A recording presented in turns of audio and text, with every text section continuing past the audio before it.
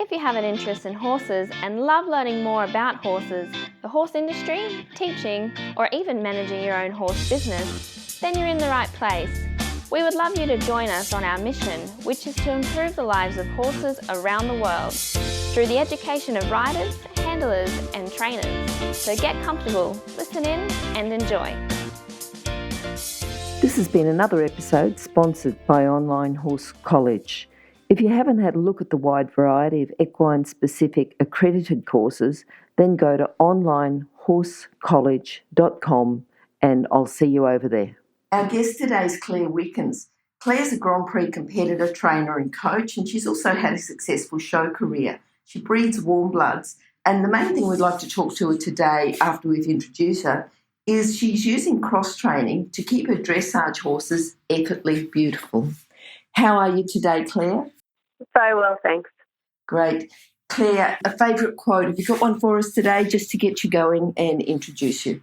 I always say to my clients to ride forward and that the impulsion is the desire to move forward, and that's the most important. If the horse is going forward and it's in front of your leg, then you can fix everything. Okay. I think that's quite good for someone just starting off in dressage right through to the Grand Prix riders. Yeah, absolutely. Claire, tell us a bit about your first memories with horses. Do you remember the first time you saw a horse, rode a horse, and any of those early memories? I grew up in Hong Kong and I started riding at the age of 3. Yep. My mother rode for pleasure and she enjoyed it, but it was just part of her life, and I was insanely passionate about it, and my family had no idea where it came from. And, I started riding at the Hong Kong Jockey Club at 3 years of age. And then I used to ride a pony called Parsley, and we had an English instructor, and she was very strict and did all sorts of things that not allowed today, like tied her elbows back, tied her ponytails to her belt, tied her feet to the stirrups. We used to ride without stirrups, without reins. We used to jump like that. I rode in a saddle pad, which I think is really important because it teaches as a young rider to feel the horse. So many kids ride in a big saddle and they can't actually feel the horse. So it was almost like a jockey's pad. It was a felt pad with a tiny bit of thin, bit like calfskin leather.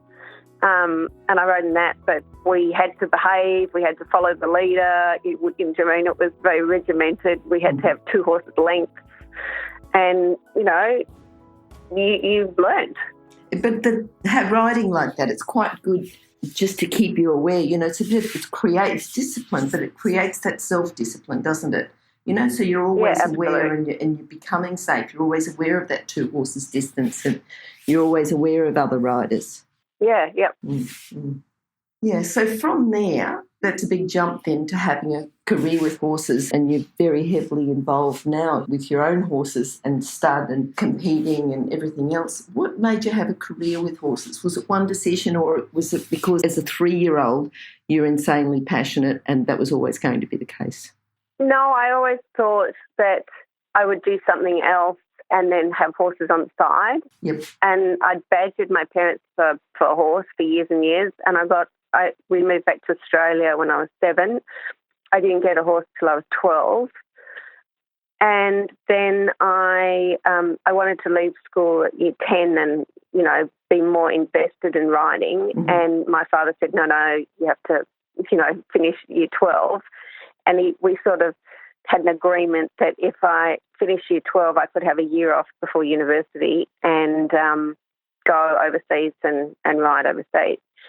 And he was an accountant and he wanted me to do a Bachelor of Business. So I went into Bachelor of Business and I hated it, just hated it. And I was riding and teaching and coaching and training on the side.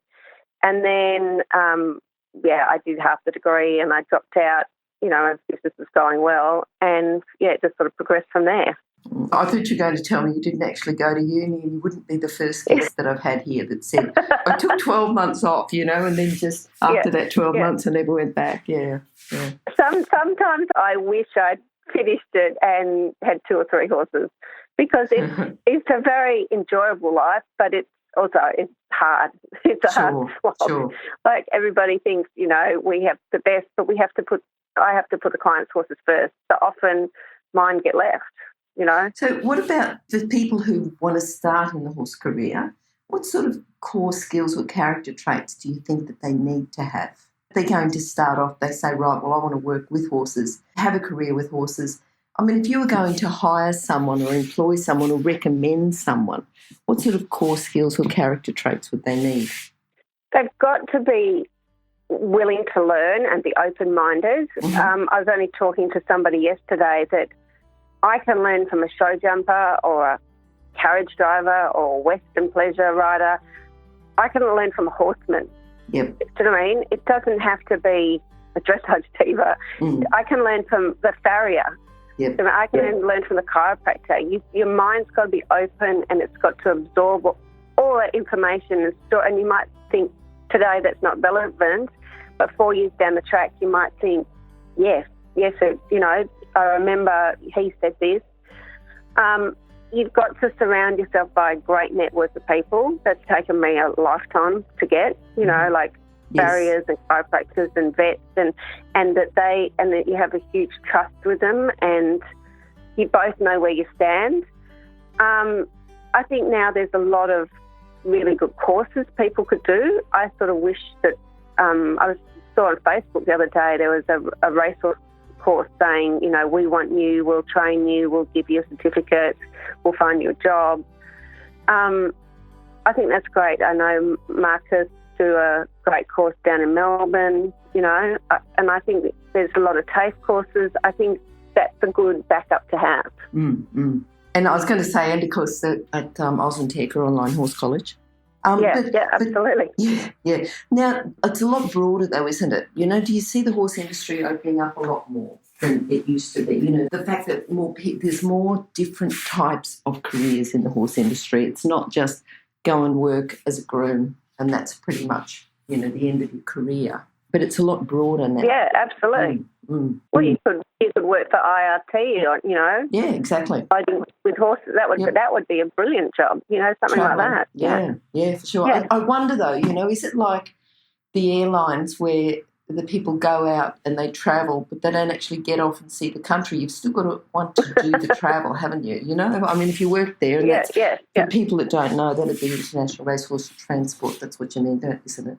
Yeah. Yep. That they actually go out, travel with the horses, but then go out with the horses to the new homes and to meet and network with people from different countries. It would be good. And, it is. There's a lot of different careers. Yeah. Yes, there are. What do you think's the best thing about working in the horse industry?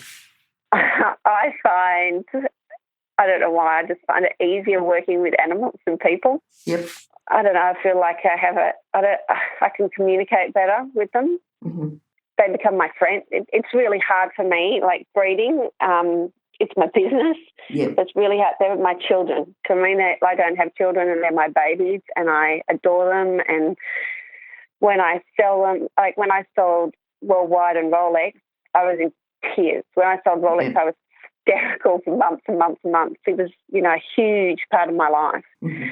So I enjoy, that camaraderie, that friendship, that I have one mare now that's super, super talented, but she's a complete diva. I often call her Mariah Carey. and sometimes I just hold her and I just say, no, this is not going to happen. And I don't know, she must speak English. She goes, all right.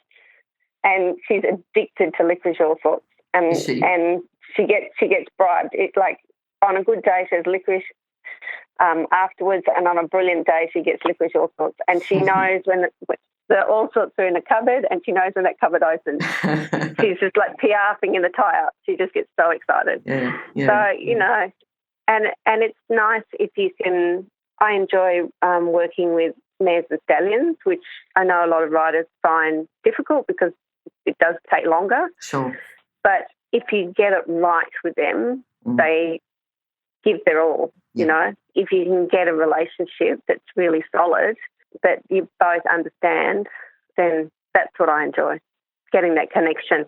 I can't see, we're not on video, but I think when I said the last question, what's the best thing about working with horses? I think your eyes glazed over because you just went into this so much, and just it was almost like a different tone in your voice when you started talking about the best thing working with horses. Yeah. Now, the next thing, just tell us about someone or a couple of people who've influenced you and helped you in your career, because you actually went overseas, you said, when you finished school, or people who've helped you in Australia. Who do you think has been influential in helping you, even the way you ride or career decisions or anything like that?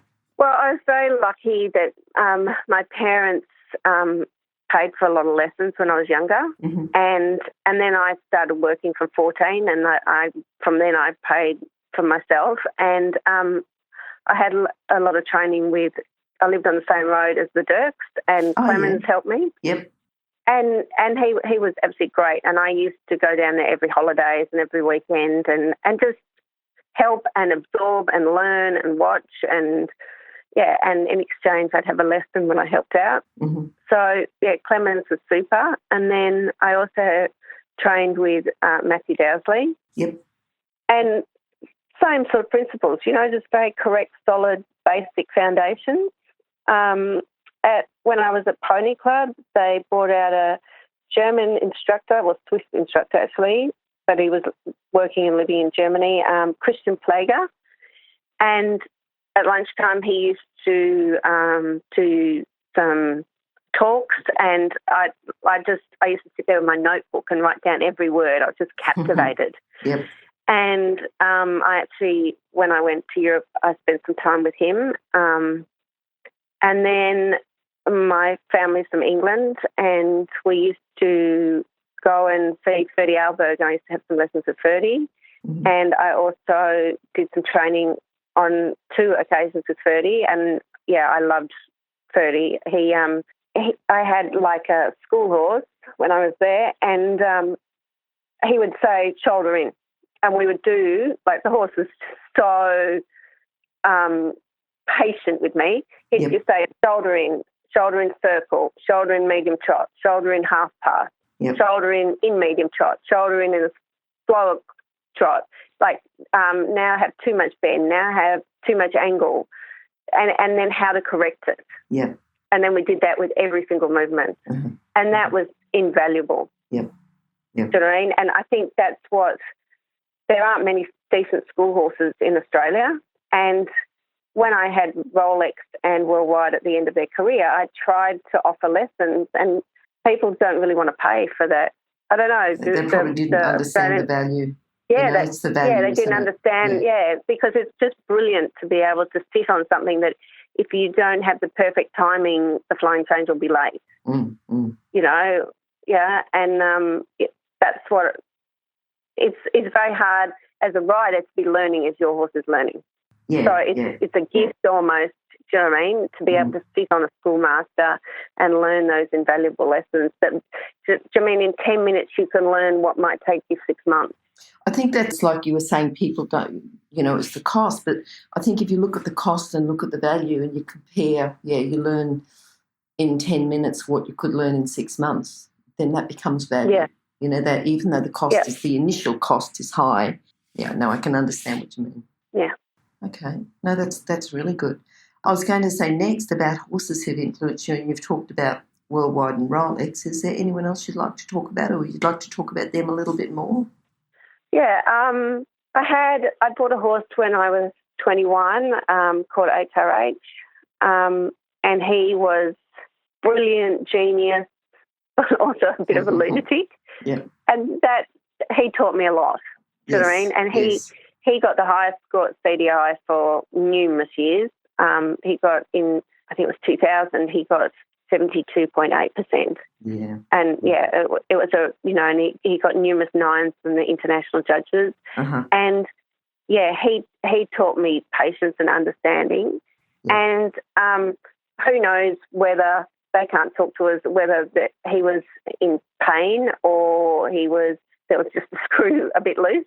But he'd have I once went to nationals and he came last in the what was the now the President George Challenge. It was the Samsung Cup, and there was a flag in the corner, and he just absolutely refused to turn right and go in that corner. Mm-hmm. And then 40 minutes later, I had to do my freestyle, and I changed my freestyle as I went. Like I had a set freestyle, but I went, I'm not turning right. So I went in and was trying to calculate as I was going through. I've done a left half pass, I've done a right half pass, I've done this extended trot. Anyway, an hour later, he won the freestyle. You know, and it was a very tumultuous relationship, that one. Yes. But it's made me feel the brilliance and the lightness, and like he just did the most amazing flying changes, you know, to feel the horse sail underneath you. And then also the disappointment of failing and not being able to achieve just the simple transition. And I suppose from him, I learnt that it's taken me a long time to learn what horse fits me. And I try to say that to my clients and the riders. Think of the personality of your horse and think of the personality of you, and try and work out at an early stage, don't take as long as I did, what suits you. Yes. So, I mean, if you're a bit excitable, you actually need a quieter horse. Mm-hmm. Otherwise, if you're on a hot horse, you both need a bit of yoga, then yes. You need to just relax before you get on. And for me, I've worked out that temperament is so important. You battle with, for me, a lesser horse, a less talented athletic horse that will allow you to imprint on them. Okay. And, you know, manage them and say, give me a bit more. Do you know what I mean? Maybe build that communication that they'll let you into their heart and soul, and you say, come on, and they want to please you. Yes. And so that's where I went with Rolex and Worldwide, is I had the temperament. Yes. And that's what Worldwide has added to my breeding program, and I want to ensure that continues, is a really rideable temperament. And his son, Wicked, who's my stallion now, when he had the stallion classification, he got 10 for rideability. And the German classifier said to me, do you realise I have never given a 10 to a stallion anywhere in the world? He said, I've given a 10 to a mare. He said, I've never given a 10 in Australia, and I have never given a 10 to a stallion. But Wicked was 3, and I took him, he's very quiet, and I thought he'd be a bit dull here. So I took him to somebody else's arena, and I warmed him up for 3 minutes. And I said, okay, we're ready. And he said, are you serious? It's like he saw me warm up, and I said, yeah, he's good. He's good to go. And he just said, everything you asked, the horse did. The horse was happy, it was lovely, it was soft, it was loose, you know. But, you know, you said go forward, come up, drop down, flex. And he said, I gave you a 9, and I crossed it out, and I made it 10. I thought, what more could you ask for a 3-year-old? A stallion in surroundings it's not used to being in. Yep. And so for me, that's absolutely imperative to have into my breeding. Yep. And the other thing, Worldwide had a liquidity of movement. He might not have had huge athletic movement, but he had a softness and a lightness and an ease of going. And that also creates a soundness. He was still sound at 23, and I presume he's still sound today. And Rolex is still sound at 17. Yeah. If they go with a lack of tension, then they're not causing concussion and they're not wearing a particular joint. And touch wood, I've been very lucky to have very sound horses. Yep. So, you know, for me, it's got to be temperament and a softness of movement. And now in the breeding, I'm trying to add like a little bit more suspension, a bit more lift. And hopefully you'll all see in the years to come that hopefully I can manage that. Wait, can you hear anything? No? That's because we're waiting for someone with a good quality horse product to be advertised here. If that's you, then contact us, horsechats@horsechats.com, and we'll send you the details. Thanks. Just talking about soundness as well, the arena that you use, what arena are you using and are you working your horses on? Because you do cross-train them, but tell us a bit about the surface that they're working on as well.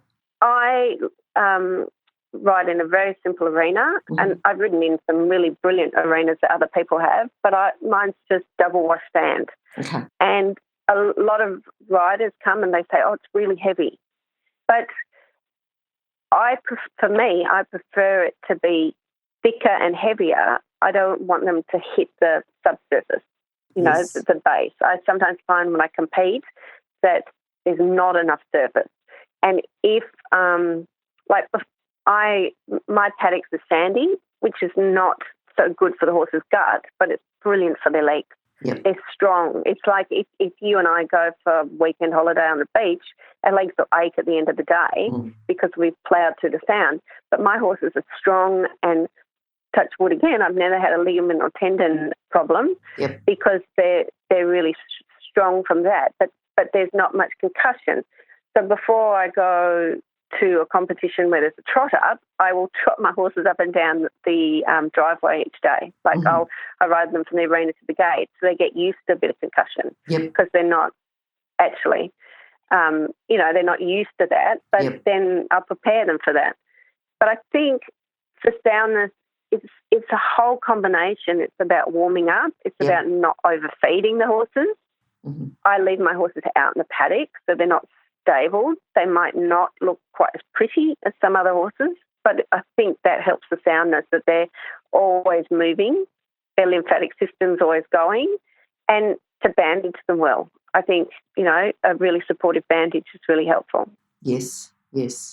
Yeah, and I like the way that you said about the soundness being not just, it's great to breed horses that are sound, but, you've talked about the holistic nature of keeping horses sound, the weight that they're carrying and the comparing and the preparation for the competitions and things, Well, I think a lot of dressage riders might forget that the horse is an athlete and they want them to look like a show hack. And we ask so much more than they do of a show hack. Yes. So, I mean, a show hack is a beauty thing, and yes, they have to perform, but it's not as enduring and taxing on the horse as a dressage horse. And to me, if they're a little bit light on, they've got to be a bit like a thoroughbred or an eventer. They've got to be strong and fit. And why do we like our horses plump, but we're supposed to look like a waif? Like, to me, that's a bit ridiculous.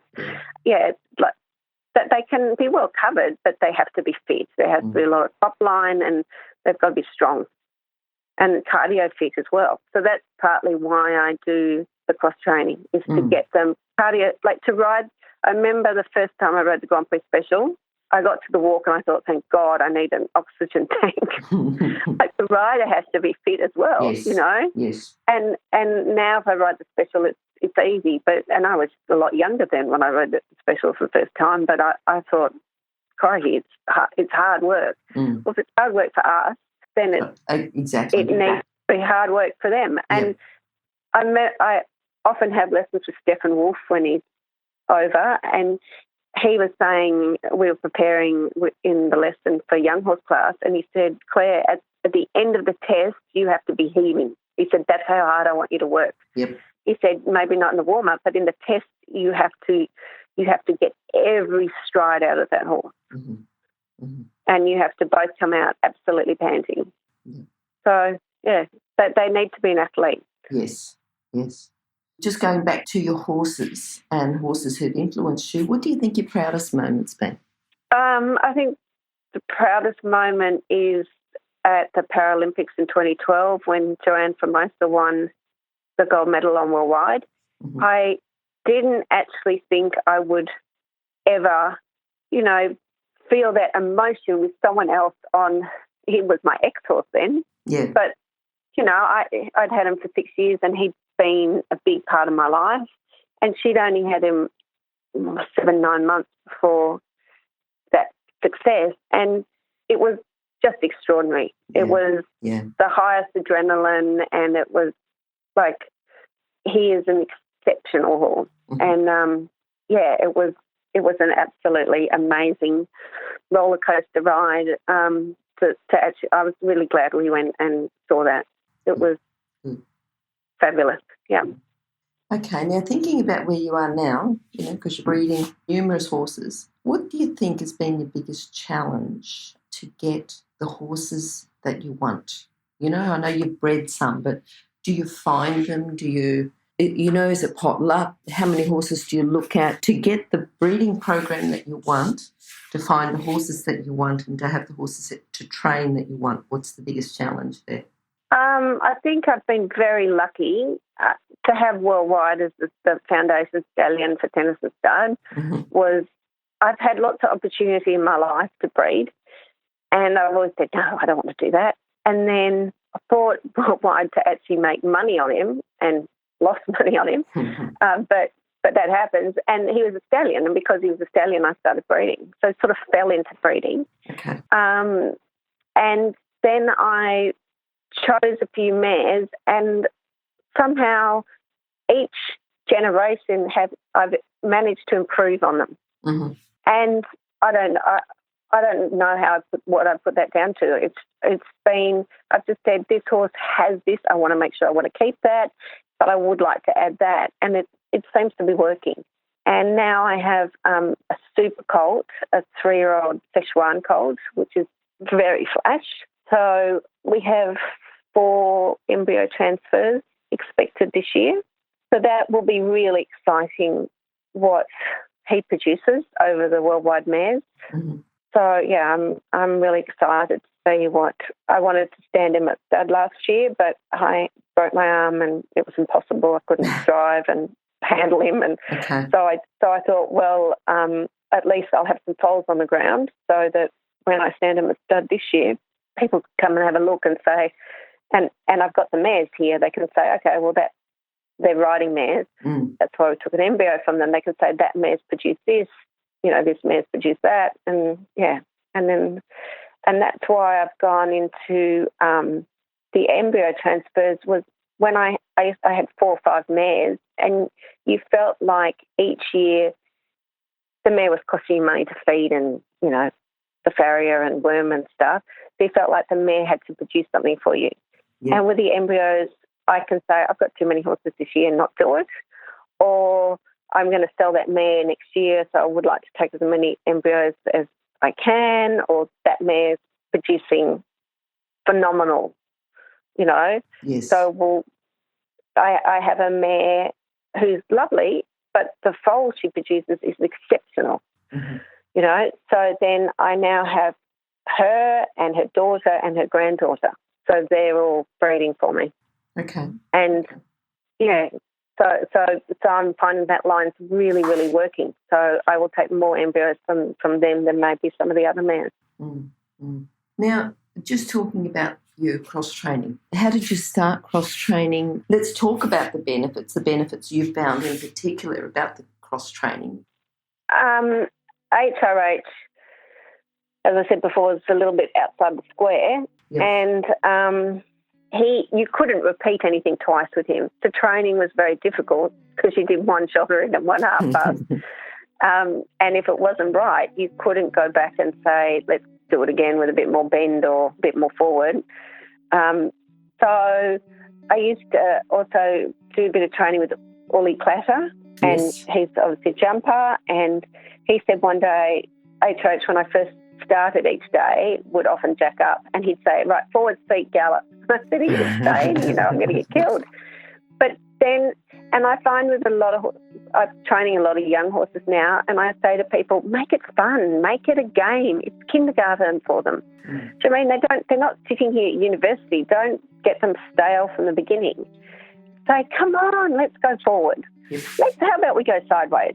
Don't make it so regimented. And like the horses that don't have a brilliant walk, I don't walk them in the arena. I'm lucky I'm on a 25-acre property. So then I walk down around the laneways of the paddock, or I walk up to the front gate, and I've got a little pine forest. I walk around the pine forest. And then I come back, I do another 10 minutes, and then I walk up to the house. But it teaches them, when they're out of the arena, they walk forward. They're looking around, they've got natural impulsion. And then it's also good to say, and now we go back and now we do a bit more. Yes. Because that's what happens in a competition. You warm up and then you go to the gear check and then you've got to go again. And in the past, I've had horses that go, no, I'm done. But now mine know they might leave the arena 3 times in a session and go back. Yeah. And I'd like to move in the near future, and I would like to put a riding paddock next to the arena. So if you say the horse medium canter, like go forward, and it doesn't, it's just you can't get it in front of your leg, you say, rightio, out in the 2-acre paddock and let's have a gallop. Yep. Or let's go over a jump. Like give an opportunity to get them forward and truly in front of your leg, and that they actually enjoy it. And there's so much benefit of riding on a hill and on level ground. So I had in my mind I was going to have this perfectly level riding paddock, and I was riding on my neighbour's 20 acres, and it's just very gently undulating. And it was really interesting. My stallion struggled going downhill, and a mare that's really talented and got huge extended trot, she actually found it really difficult going uphill. And it made me as a rider really sit upright. Yes. I'm thinking I'm going to somersault over the head if I'm not careful. Do you know what I mean? I remember I rode 4 out in the paddock one day, and that night I couldn't sit down. Like my thighs were killing me because it just sat differently. But you see the weaknesses and that you might not see in an arena when you're out. You know, some horses aren't as concentrated, and that'll be the same in a competition. Yeah, so then you have to work on some relaxation techniques and getting them a bit switched on. And, you know, some horses, like I said, aren't so strong down, and some aren't so strong up, and some find the smaller, tighter work harder, and some actually don't close up when they see an open space. They actually get intimidated by it. So, and working over cavaletti, and I'm not a jumper, but, you know, small jumps or logs or, you know, giving them a bit of fun. And for Allegro, they ride out, you know. Carl and Charlotte are very good at all that. Yeah. That's the next thing I was going to say is, you know, just in your schedule, because you're even saying that within your arena work, you say, right, I'm going to ride out and then go back into the arena and then go out and then back in. As a percentage, you know, for training new horses, and it might vary from your young horses to your older, I don't know, what percentage would you ride out of the arena and what percentage would you be in the arena? Probably only 30% out, but that's at my next place. I want to set it up that I have like a riding track around the paddocks, and I have a big open, like just a big paddock that I might put the broodmares in for 2 weeks, you know, to eat down, but then I can move the horses and set up some cavaletti poles and ride in a big open space, because especially for the young ones, they don't need a corner every 60 or 20 metres, you know. And HRH, I had huge problems, even though he did beautiful changes. It took 2 years to get a flying change. And then I had huge problems with tempi changes.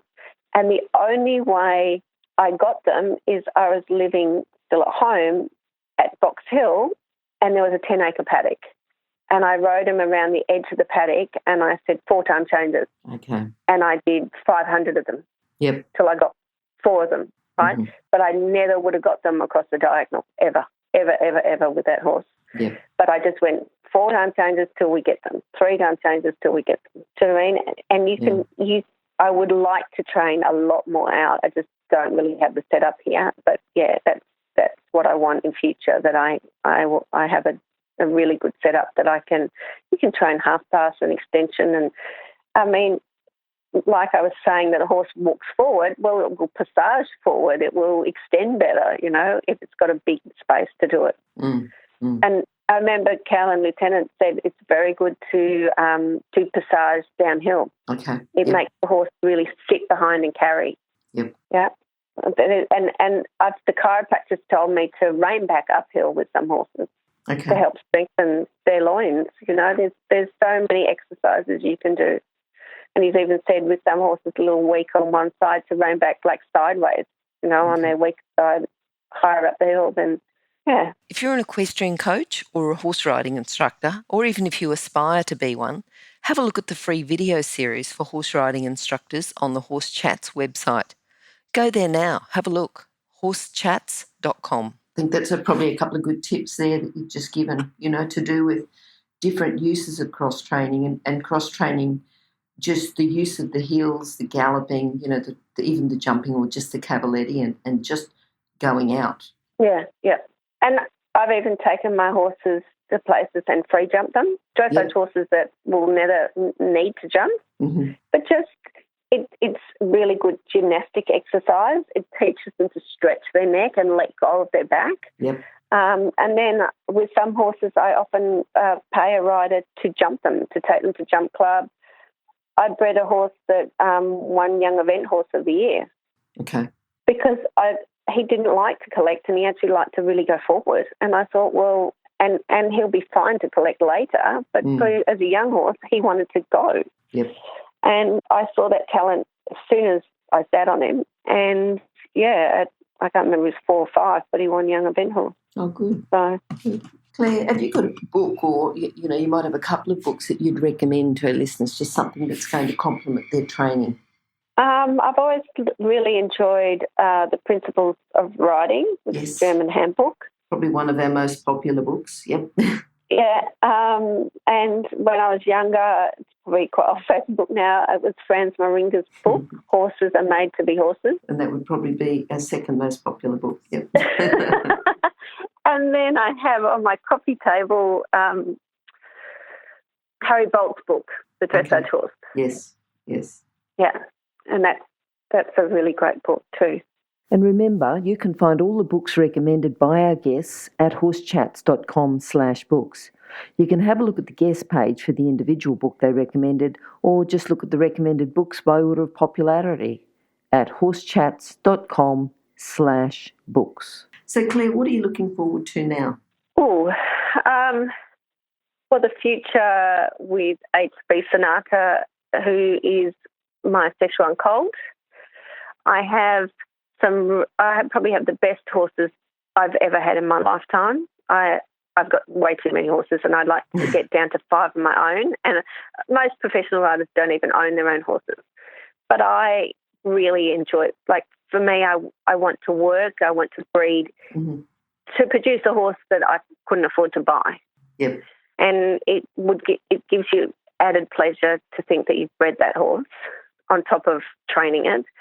So I love helping my clients and training other people's horses and coaching. I get a lot of joy out of that. But yes, I have the best group of horses I've ever had. So the future is really exciting with that. I'm looking forward to moving in next year. I'd like to move to Southern Highlands. It's a great network of people down there. And for me, a better climate. Mm-hmm. And that's where you set up your extra riding area next to your dressage arena. Yeah. Yep. Yeah, so a little bit of a fresh start and just to get a little bit more. I have to say I did lose a little bit of the passion for it a while, and now I'm just trying to reinvent it. And it's great cross-training the horses, but I actually have to, I have to bring the joy back in it for me. Yep. And I'm trying to work on a life balance. And not all horses, so that when I do my horses, it's an absolute joy again. Yep. Because otherwise it can become tedious and hard work and draining. Sure. Yeah. So I want to bring that back in. And I've been unfortunate. I've had a whole lot of injuries. So I want to get healthy and fit. I'm doing a lot of Pilates now, and I'm really enjoying that. And that's totally changing my strength and body shape. Yeah, so I'm getting older. I need to concentrate and get the best I can out of, my riding time that I have left. I think something you said about, you were just getting a bit stale. I think people have got to remember why they wanted to work with horses. What is the best thing? And thinking back to that conversation we had earlier where I said, I think your eyes just glazed over. I think, yes, you're certainly enjoying it at the moment. Yes, absolutely. All right. Now, just in a few sentences, would you be able to summarise your philosophy with horses? I believe that the horse needs to be happy and content, and there has to be a connection and a communication between the horse and rider, that the horse has a willingness to learn and to give and to create as much as it possibly can. Yep. And as a rider, we have to understand the horse's limitations and generally not ask more than it can give. Some are more talented in different areas. And I like the horse to be elastic and seamless and supple and just a lightness and ease of going. Yep. That's really important to me, that there's a softness and a willingness. That's what I'm really passionate about. Okay. All right. And Claire, how can people contact you? What's the best way? I have a Facebook page, Claire Wickins, and a business page, Tennis and Stud. I have just started an Instagram account. I'm currently getting my website redone, so that'll be clairewickins.com.au. Okay, and those details will be on horsechats.com/Claire Wickins, or you can go to horsechats.com and search for Claire. So, Claire, if you think of any others, just let us know, and we'll put all those details on that page. So if people want to contact you, there'll be a couple of different ways they can get through to you.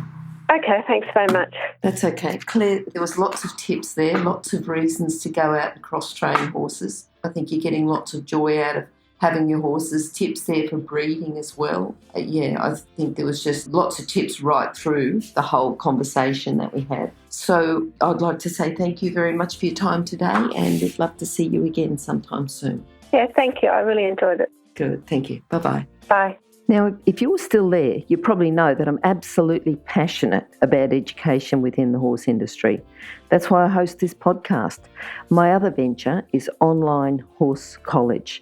Have a look now at onlinehorsecollege.com, and I'll see you over there.